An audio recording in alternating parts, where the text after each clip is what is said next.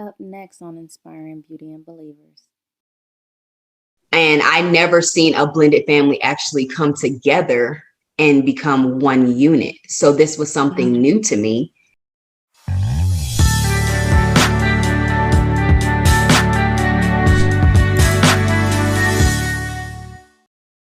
So I'm glad that actually both of you guys brought that up, because one of the studies that I saw said that in normal marriages, where the children come after you've already been married, it's husband and wife, and then it's children.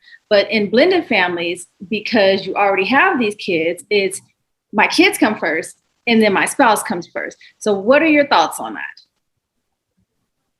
And how do you make that distinction? Bree, I see your face. No, I mean, because we see this all over social media, right? Yeah. You know, who come first? The kids, this. You know, who gonna eat first? Well, whoever's in the kitchen first, you know. That's how I look at it. There's no, you know, I don't come home expecting, you know, what my grandmother did for my grandfather, a plate in the oven. I don't expect that, because 9 times out of 10, I'm working late and I already ate before I got home anyway. And now nowhere am I going to flip the table because Mike and Braden's at the table eating and I'm fixing my food. But like you said, when you do come in a blended family, as far as me, I'm going to speak for me because everybody's different. You kind of want to win over the kid first before you try to win over. I mean, you got the girl, but you want to win over the kid so it can be, you know, cemented in. So at the top of that pyramid, you know, the kid is going to come first. Why? Because the kid was already first in the mother's life, but now you're in the picture trying to make not only the mom happy, but you know you're going to make her more happy by making the kid happy, you know? Absolutely. So at that point, the kid is kind of on a pedestal, and I don't see nothing wrong with that. Me personally, I don't see anything wrong with that. Nothing, I guess, as a father, nothing brings me greater joy than watching my kids laugh and talk. Yeah, when they playing Fortnite, but yes, like we know nothing, you know. And we on here, but when they're laughing and talking and playing, nothing warms me up more than that, you know. So I agree with everything Leo said. The only thing I would add is that I didn't want to make her have to decide who was more important. I just let it happen because in my mind, the husband and wife come first, whether it's her kid or my kid. But I can't make her say, hey, I'm first over your kid. I just let that transition happen naturally. And I think in our family, we watched that transition happen very naturally. I remember going on the first date with Matt and telling him, I'm a mom first. Understand my kids come first. And then somewhere through that, I remember texting a friend and saying, my kids don't come first anymore. It's God, then my husband, then my children. They're very closely together in that first spot. But the natural shift was just so easy. Right. Although once I realized it was no longer easy. I wanted to resist it once I realized it had occurred. Yeah. Yeah, that's true. Yeah. Bree. Oh, yes.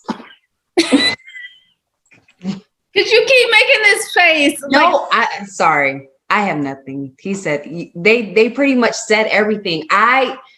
Micah did come first in my life. Like he knows it was 3 years we were together. And when I explained to Leo, I'm like, listen, it's a package deal. It's not just, you're not gonna just get me, you're gonna get my son as well. It's either take it or leave it. If you're willing to walk away, then it wasn't meant to be. So obviously he stayed, thank God. But you know, I do see a lot of families, blended families, that it's so much easier for blended families. I feel like, yes, when you get married and you have your kids, like for me, my parents divorced. Mm-hmm. So you have one family over here and you have one family over there, and it's still a strain. And I never seen a blended family actually come together and become one unit. So this was something new to me. Mm-hmm. And I'm glad that what I prayed was spot on, because I did ask for easy transition, because no one wants that strain on yourself, but most importantly, your children. Right. And to piggyback off that, like what blended families are easy, and I was going to say that too, because, and I think it is because, most marriages happen, especially, back in the day, because of a kid, most of it is not because I love you, I know I can speak to Tim and me because, me and Tim got a relationship. Tim got with Alicia because he loved Alicia, not because Alicia was carrying, TJ, So that's why. So I do think blended families are more, in somewhat, not to take away from the families who build their own legacy, right, but blended families do come easy because both people want it to happen. It wasn't never well, I got to get married because you got my kid now, I want to marry you because I want to marry you, mm-hmm, type thing. Mm-hmm. So I do think that it is a beautiful way for that blended families mesh together. And my grandfather, he came into the picture, and my grandmother already had 2 children. And it was just really simple for him, like within 2-3 months. Now, granted, they knew each other when they were kids, and then they just reconnected once they got older. But it was like 2 or 3 months of dating, and and then they got married, and then they were together until he passed. And so, most of us in our family didn't even find out that my 2 oldest uncles weren't biologically his, because he gave them his last name. I never even knew about any other fathers or in the picture or anything like that. It was just always that was their dad, and that's all we knew. So, with that being said, how have you guys dealt with the co-parenting aspect of the other parent being in the picture or not being in the picture, and maybe questions that your kids may have about that biological parent not being around, or that aspect? For us, it's I thought Tim was crying. It cracks me up when they see our daughter and Tim together, and they're just like, oh my gosh, she looks just like her dad. And so it's just like, even when this video come out, some people may not even know that she's not biologically his, because he treats her no different. Mm-hmm. Now with her father, Tim and her father has always, been cordial and talked and things like that. It wasn't any drama. So before I even met Tim, me and her father were friends. We didn't have the baby mama, baby daddy drama or anything like that. We knew we had to, a beautiful daughter that we had to raise, but we just knew it wasn't gonna be us together, I think as she got older, when she would go visit him for the summer, I hated it. I hated that she had to, be gone. And then when she come back, she act like she didn't know how to act. Reprogramming. So, yes. So, we had to have several come to Jesus meetings when she came back because of the different rules of each household. She forgot our rules within a month. for some reason.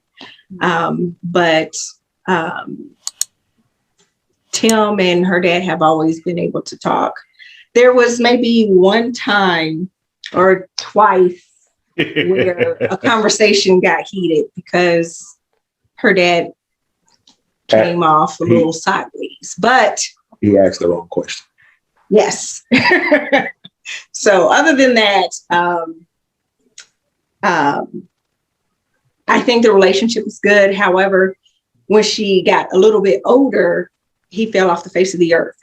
Like, he moved, didn't know where he was at. He didn't answer his phone or anything. So I've never badmouthed her dad in front of her, or, you know, that no good, whatever. So I allowed her to make the decision for herself. Like, after a while, she started calling him by his first name instead of calling him dad, you know. And, you know, I try to correct her, hey, that is still your dad. But she was like, no, he's not. Tim is my dad. He's my father. He's the one who's taking care of me. He's the one who's been there. He's my dad. To the point to where she wanted Tim to adopt her. She wanted his last name. So we went through that whole process, and, you know, now she has Tim's last name. But she was able to step back and see for herself. Even when she tried to reach out, she didn't get any responses or anything like that. So I don't know, it was just one of those things she, you know, learned for herself. But I just think that for the most part, she was able to see how she was treated by both, you know, not that, oh, this is mom's husband here in the house. It was, this is the man that's taking care of me. He's the man who, you know, taught me how to ride a bike. He's the man who take me out on date nights. He's the man who, you know, teaches me this, or we have these conversations and things like that. So she was able to see.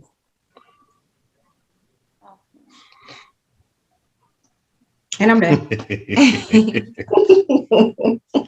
I think for me, Micah's dad was non-existent his first couple of years, but out of respect for him to be aware, I did send him a long text message when Leo came in the picture stating that, and I still have this text message to this day stating, hey, I met someone. I know this is going to lead to marriage. I am reaching out to you because Micah looks at him as a father figure already. And I'm giving you a chance to be there. He did respond, you know, saying, thank you for letting me know. And the communication's there, but then it's not there. He has more of a relationship with his grandparents and his uncle than he does with his dad.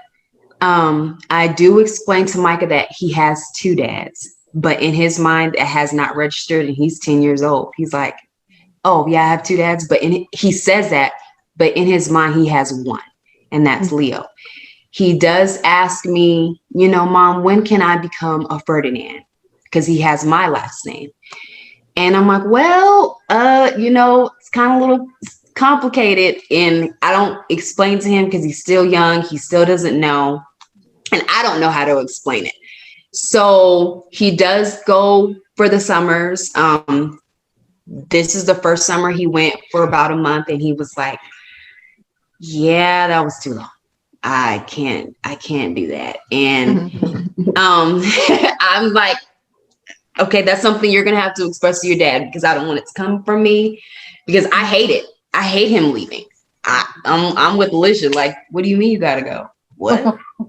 What do you mean we gotta set these dates? No. But Micah, when we picked him up from the airport, you know, his dad brought him back and he ran straight to Leo. And the look on his biological father's face is like, dang.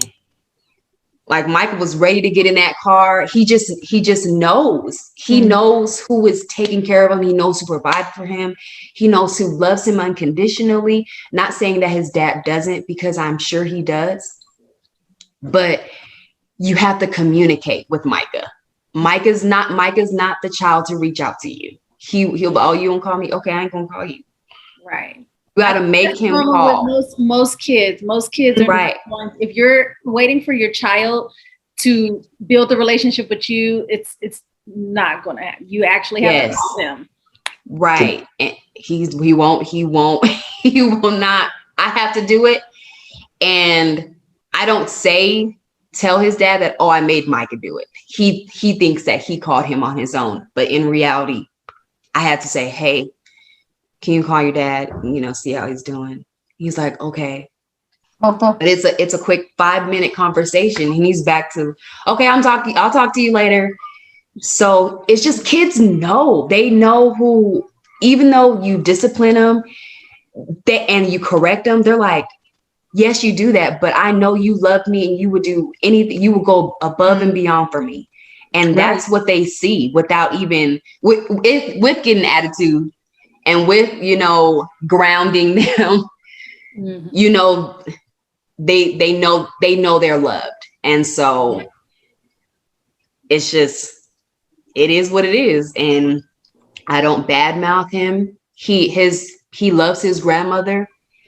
He'll never lose that relationship with her, but it has to be more from the other person's part. It can't just be from the child, because at the end of the day, we brought that child here. They didn't bring themselves. If you like this channel, make sure you subscribe so you don't miss next week's video.